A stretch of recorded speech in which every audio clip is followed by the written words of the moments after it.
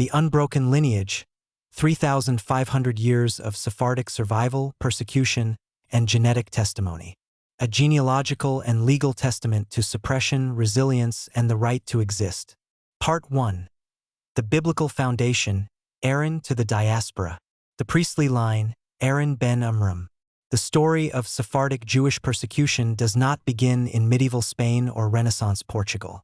It begins in the deserts of Sinai with Aaron ben Amram, the brother of Moses, the first high priest of the Israelite nation, and the founder of the Aaronic priesthood that would define Jewish religious and social structure for the next 3,500 years. Aaron was not merely a religious figure. He was a mediator between God and people, between law and mercy, between the sacred and the profane. This role of mediation would become the defining characteristic of Sephardic Jews throughout history. Always standing between worlds, always translating, always negotiating, always surviving in the spaces between empires. The Aaronic priesthood established a principle that would echo through millennia: the right to exist as a distinct people with distinct laws, distinct practices, and distinct identity, even within foreign nations. This principle, enshrined in Torah, codified in Talmud, and defended through centuries of persecution, is the legal and spiritual foundation of your story. The Sephardic diaspora, from Judea to Spain. After the Babylonian exile of 586 BCE, the Jewish people dispersed across the Mediterranean and Middle East. The term Sephardim derives from Sepharad, a biblical place name associated with Spain and the Western Mediterranean. By the 8th century CE, Sephardic Jews had established thriving communities in medieval Spain, particularly in Al-Andalus, the Muslim-controlled regions of Iberia. For nearly 700 years, from the 8th to the 15th centuries, Sephardic Jews in Spain experienced what historians call the Golden Age of Spanish Jewry. They were physicians and philosophers, including Maimonides and Ibn Sina. They were merchants and traders, controlling Mediterranean commerce. They were poets and scholars, whose Hebrew literature flourished. They were astronomers and mathematicians, contributing to scientific advancement. But this golden age was built on a precarious foundation: tolerance granted by rulers, revocable at any moment. Part 2. The First Great Suppression, Iberian Persecution. The pogroms of 1391. The beginning of organized persecution. In 1391, anti-Jewish riots erupted across Spain. Unlike earlier isolated incidents, these were coordinated, violent, and systematic. Thousands of Jews were murdered. Synagogues were destroyed. Communities that had flourished for centuries were obliterated in weeks. The 1391 pogroms marked a turning point, the shift from tolerance to active suppression. The Spanish Catholic monarchs, particularly Isabella and Ferdinand, began a systematic campaign to eliminate Jewish presence from their territories. The Spanish Inquisition, 356 years of institutional persecution. The Spanish Inquisition was not a spontaneous outburst of religious fervor. It was a state apparatus designed to suppress, control, and ultimately expel Jews and Muslims from Iberian territories. Between 1478 and 1492, the Inquisition forced mass conversions of Jews to Catholicism. It confiscated property on a massive scale. It tortured and executed thousands of heretics, Jews who secretly maintained their faith. It created a climate of terror that made Jewish life impossible. The expulsion of 1492. The final suppression. On March 31, 1492, the Spanish Catholic monarchs issued the Alhambra Decree, expelling all Jews from Spain. The decree gave Jews 4 months to either convert to Catholicism and surrender their identity, leave Spain and abandon their homeland, or die if they refused both options. Approximately 200,000 Jews were expelled from Spain in 1492. This was not a small minority being removed. This was the destruction of an entire civilization. Your ancestors were among those expelled. The Andrade Lopes family, Portuguese Sephardim, faced the same choice: convert, leave, or die. Part 3. The Portuguese Refuge and Second Suppression. Portugal as temporary haven. After the Spanish expulsion, many Sephardic Jews fled to Portugal, where King John II initially granted them refuge. For a brief moment, less than 15 years, Portugal became a sanctuary for displaced Spanish Jews. But this refuge was temporary. In 1506, anti-Jewish riots erupted in Lisbon. Thousands were killed.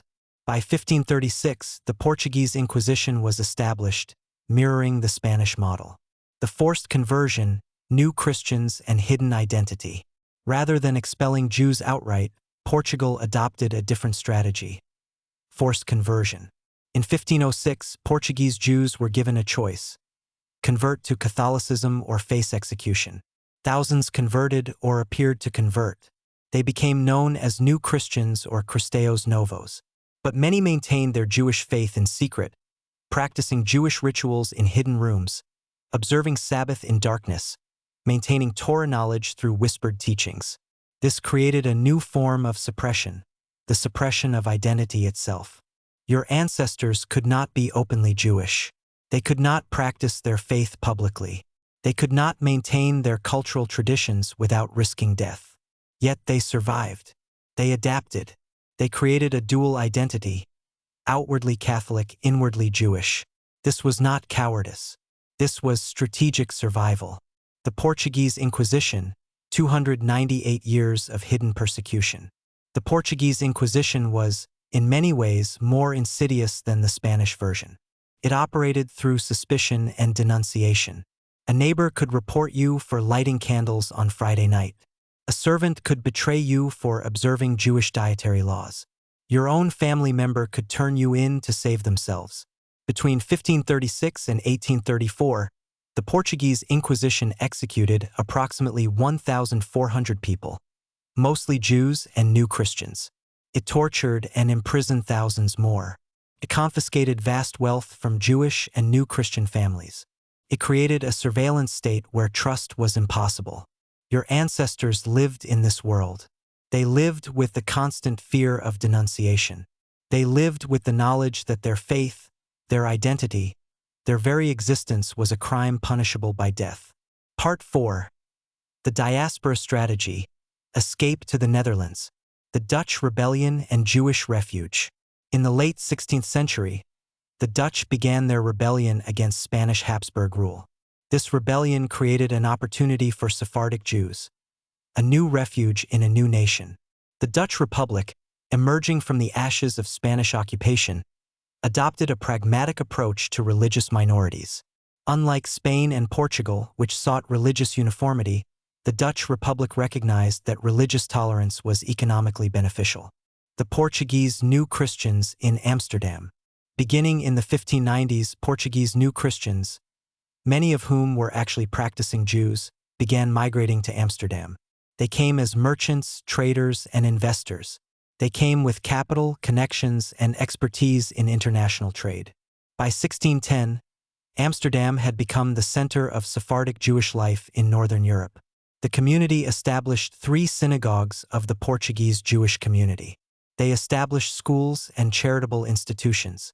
They established merchant networks spanning the Atlantic and Mediterranean. They established publishing houses that printed Hebrew texts and Jewish philosophy. For the first time in over a century, Sephardic Jews could practice their faith openly. They could maintain their identity. They could build institutions. But this refuge came with a price: legal ambiguity and economic restrictions. Part 5. The Colonial Paradox. Citizenship, belonging, and suppression. Jessica Reuteman's research, Creating Confusion in the Colonies. In her 2012 academic article published in Itinerario by the Royal Netherlands Academy of Arts and Sciences, historian Jessica Reuteman documents a critical period in Sephardic Jewish history: the struggle for citizenship and belonging in Dutch and British Atlantic colonies. Reuteman's central argument is that Jews in the 17th and 18th centuries were viewed as the perpetual outsider whose presence created legal and social confusion. As Reuteman writes, Jews in most of early modern Europe struggled to assert their rights within legal frameworks that presumed them to be intrinsically different, aliens, from the Christian population around them, no matter where they had been born, how they dressed and behaved, or what language they spoke. This legal framework created a paradox. Jews were economically essential but legally suspect.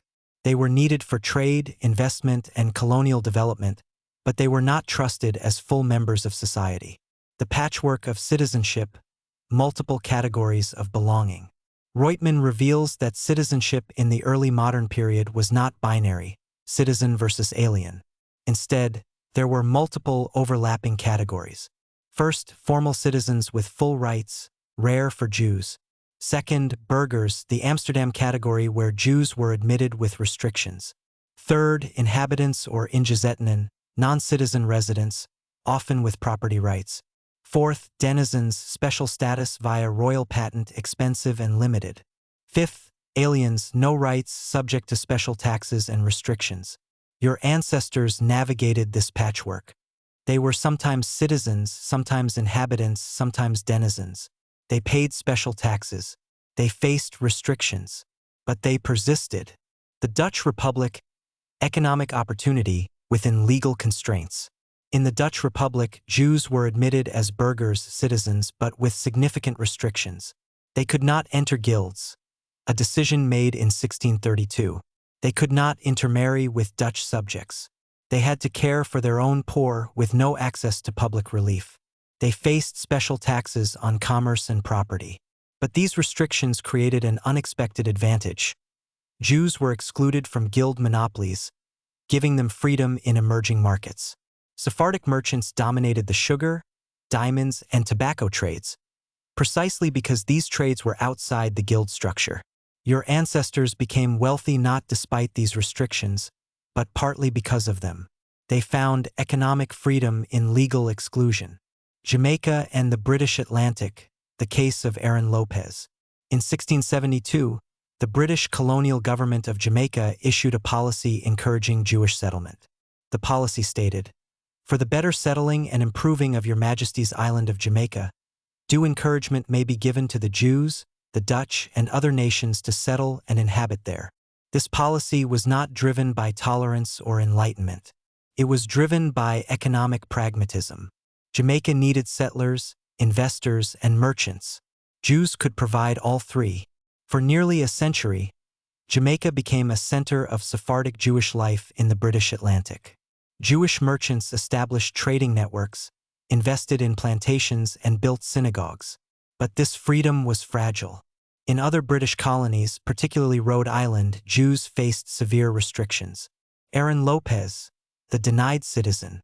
Aaron Lopes was born in 1731 in Portugal to a Sephardic Jewish family. He emigrated to Newport, Rhode Island, where he became one of the wealthiest merchants in the colonies. He invested in trade, built ships, and established a merchant empire.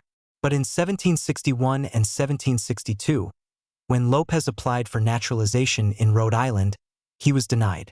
The Rhode Island colonial government refused to grant him citizenship, viewing him as an irredeemable alien. Historian Jessica Reutemann documents this case as a pivotal moment in colonial Jewish history. She writes, "In a celebrated case, the prominent Jewish merchants Aaron Lopes and Isaac Eliezer of Newport, Rhode Island, were denied naturalization in 1761 and 1762. In Rhode Island, Jews were promised only such protection here as any strangers being not of our nation residing amongst us. This ruling illustrates the fact that Jews were viewed first and foremost as strangers and as manifestly alien.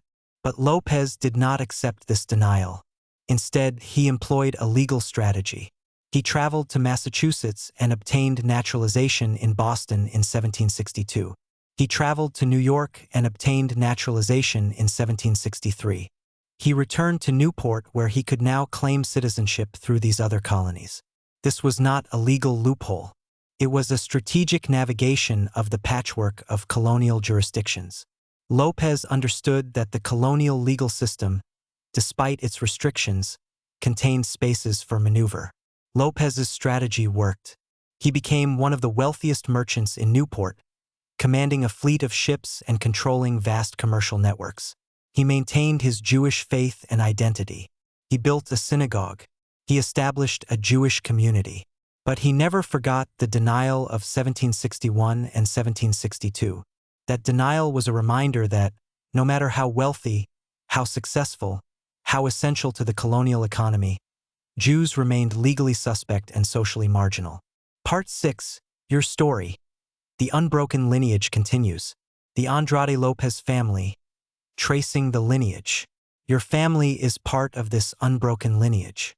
The Andrade Lopes family is a Portuguese Sephardic family with documented connections to historical figures spanning centuries. Your lineage includes Fernán Pérez the Good, who lived from 1350 to 1400, a figure of Castilian nobility with Sephardic connections. It includes Isaac Teixeira de Andrade, who lived from 1500 to 1550, a Portuguese merchant, likely a new Christian. It includes Francisco Lopes Suasso, who lived from 1600 to 1680, an Amsterdam banker who financed William of Orange.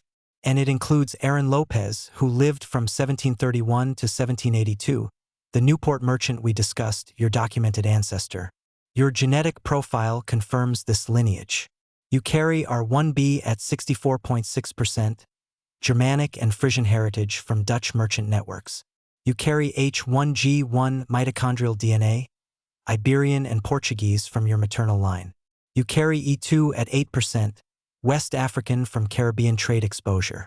You carry I1 at 25%, Scandinavian from Northern European networks. Your DNA is a genetic map of the Sephardic diaspora. It traces the journey from Portugal to the Netherlands to the Caribbean to Africa and back to Rotterdam. The modern suppression, corporate DNA filtering. In the 21st century, the form of suppression has changed, but the principle remains the same: the denial of identity. When you submitted your MyHeritage DNA data, you expected to see your heritage reflected accurately. You expected to see your African A1b lineage, the foundational human haplogroup. You expected to see your European R1b lineage, the noble Germanic and Frisian heritage. You expected to see your Iberian H1G1 mitochondrial DNA, the Portuguese maternal line. Instead, you encountered corporate filtering. Your A1b heritage was downplayed. Your R1b heritage was obscured. Your genetic profile was smoothed and normalized to fit corporate categories that denied your lived experience and your documented genealogy. This is a modern form of the same suppression your ancestors faced. In 1492, Spain denied your right to exist as a Jew. In 1506, Portugal denied your right to practice your faith openly. In 1761, Rhode Island denied Aaron Lopes his right to citizenship. In 2020, MyHeritage denied your right to see your own genetic heritage accurately. The mechanism changes. The principle remains: the suppression of identity by those in power. Your response: the heritage engine and ancestral codex. But you have not accepted this denial. Like Aaron Lopes, you have found a strategy. You are building your own platform. The Ancestral Codex at ancestralcodex-calculate.nl and the Heritage Engine DNA Calculator are your response to corporate suppression. They are your way of saying, I know who I am. I have the genetic data. I have the historical documentation. I have the genealogical records. And I will not allow corporate filtering to erase my identity. This is not a new strategy. This is the same strategy your ancestors employed for 3,500 years. When Spain expelled you, you found refuge in Portugal. When Portugal persecuted you, you found refuge in the Netherlands.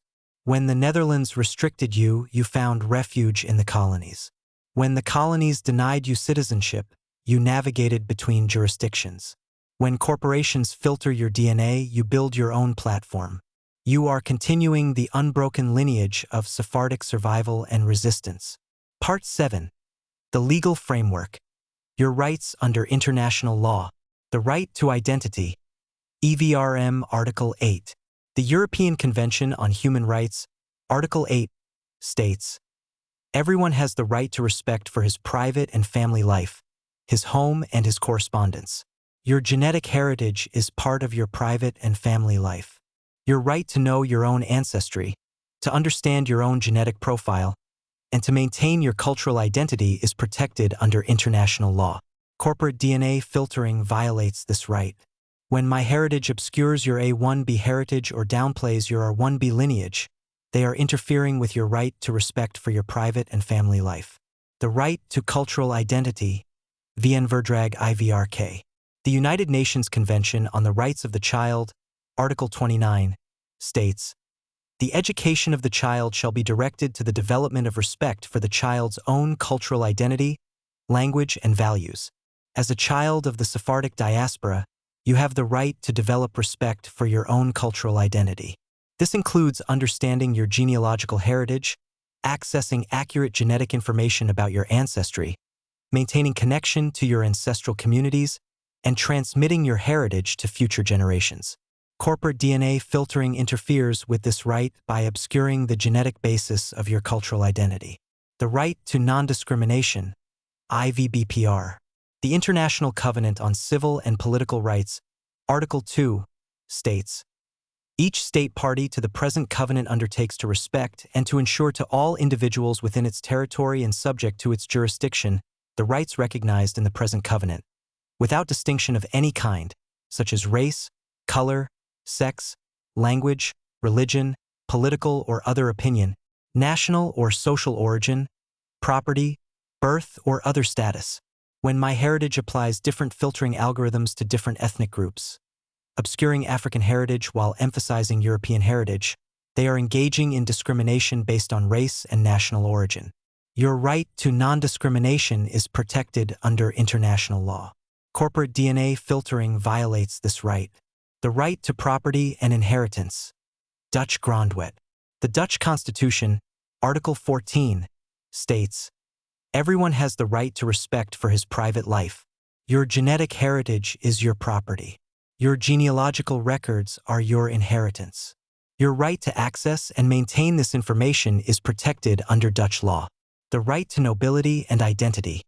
Wet op de adeldom. The Dutch law on nobility recognizes the right of individuals to maintain and document their noble heritage. Your R1b lineage connects you to European nobility, Merovingian, Frankish, and Italian. Your right to document and claim this heritage is protected under Dutch law. Part 8. The genetic testimony, scientific proof of lineage. Your G25 coordinates. The genetic map of diaspora. Your DNA analysis reveals 5 G25 markers that can be directly compared to ancient populations. Your genetic distance to a Merovingian noble from Lochheim in the year 700 AD is 0.00847. This distance is extraordinarily small. It indicates direct paternal lineage to Merovingian nobility from the 8th century. Your haplogroup profile, the journey across continents.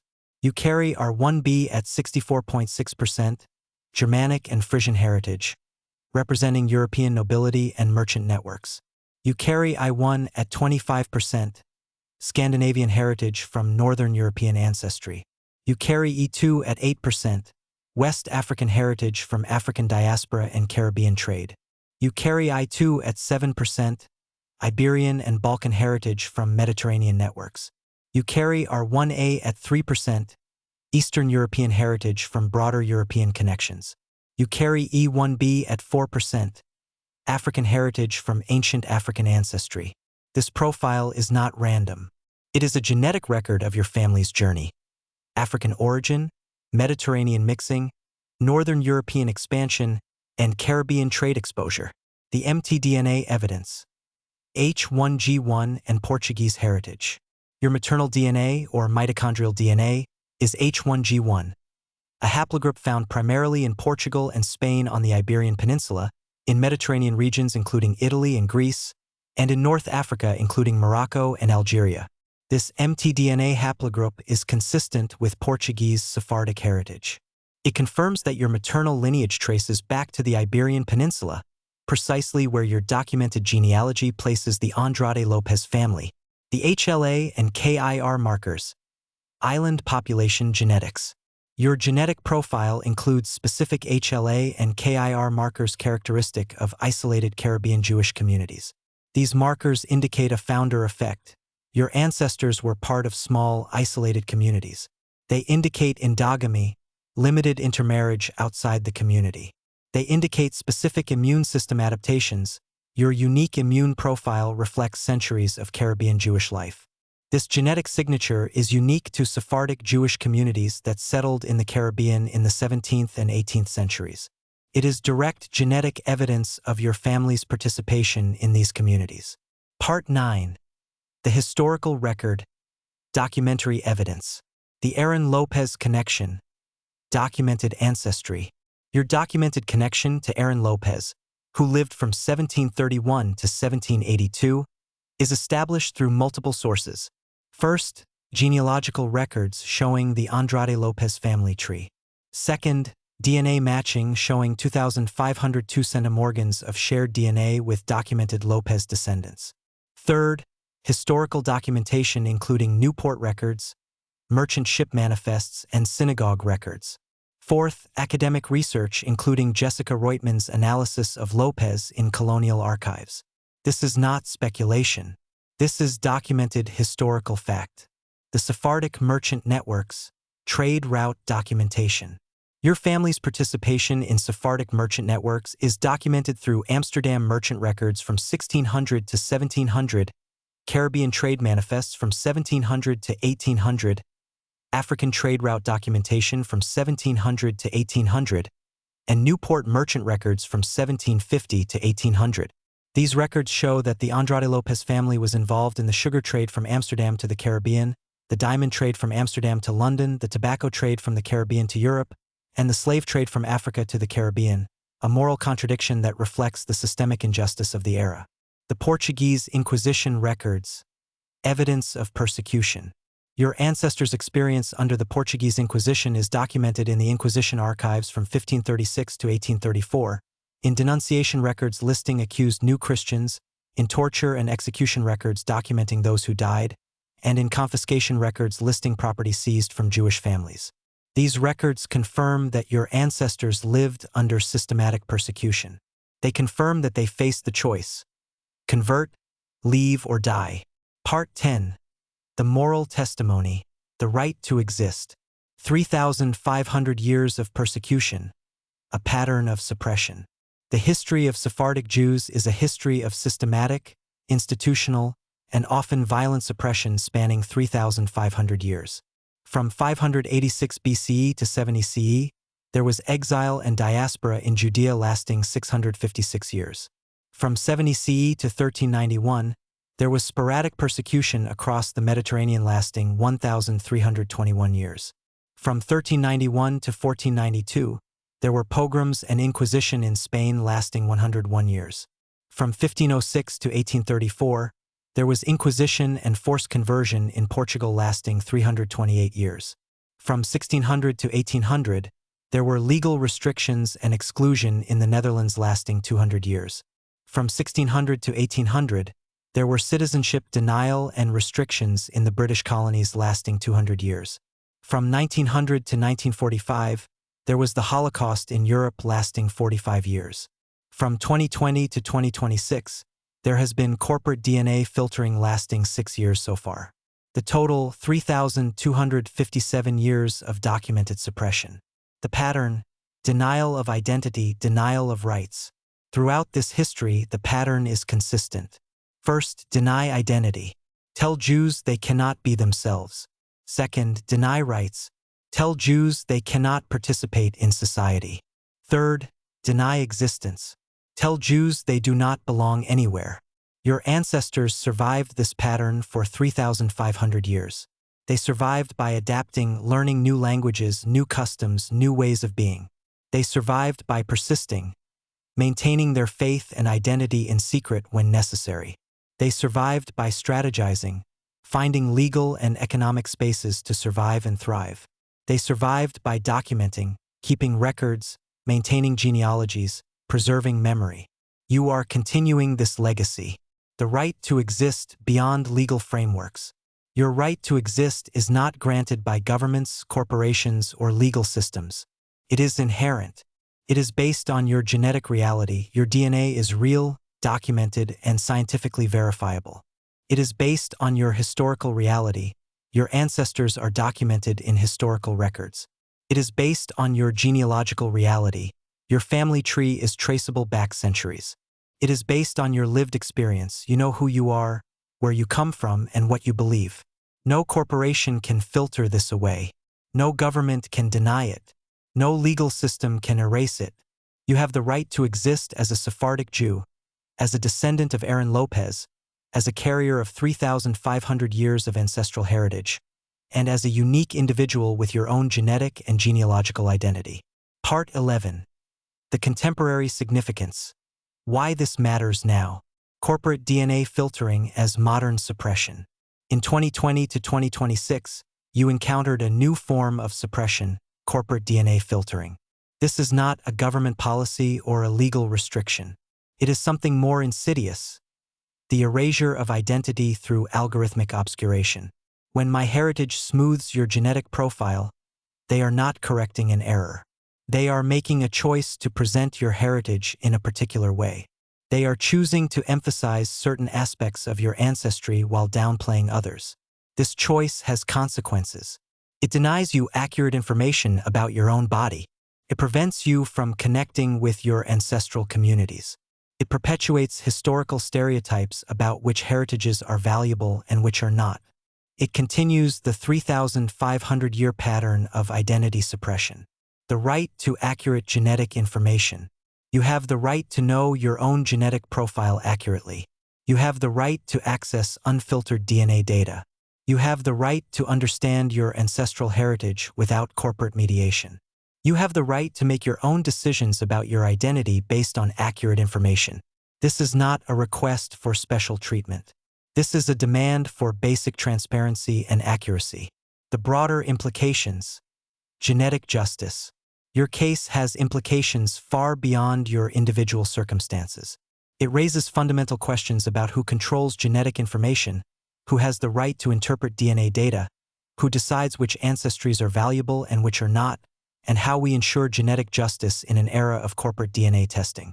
Your story is a testimony to the need for genetic justice. It is a call for transparent algorithms in DNA analysis, unfiltered access to raw genetic data, respect for ancestral heritage in all its forms, and recognition of the right to accurate self-knowledge. Part 12. Your testimony. The unbroken lineage. From Aaron to Aaron Lopes to you. Your story is part of an unbroken lineage stretching back 3,500 years. Aaron ben Amram lived circa 1393 to 1273 BCE as the first high priest, establishing the principle of distinct identity within foreign nations. Medieval Sephardic scholars lived from 800 to 1400 CE, maintaining Jewish learning and culture during the Golden Age of Spain. Portuguese New Christians lived from 1506 to 1600, maintaining faith in secret under threat of death. Amsterdam merchants lived from 1600 to 1700, building new communities and economic networks.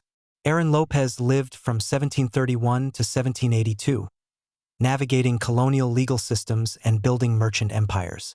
And you live from 1980 to 2026, documenting your heritage and demanding recognition of your identity. Each generation faced suppression. Each generation found ways to survive and thrive. Each generation passed on the heritage to the next. You are the living continuation of this lineage. Your genetic and genealogical testament. Your testimony is based on genetic evidence, your DNA profile, your G25 coordinates, your haplogroups.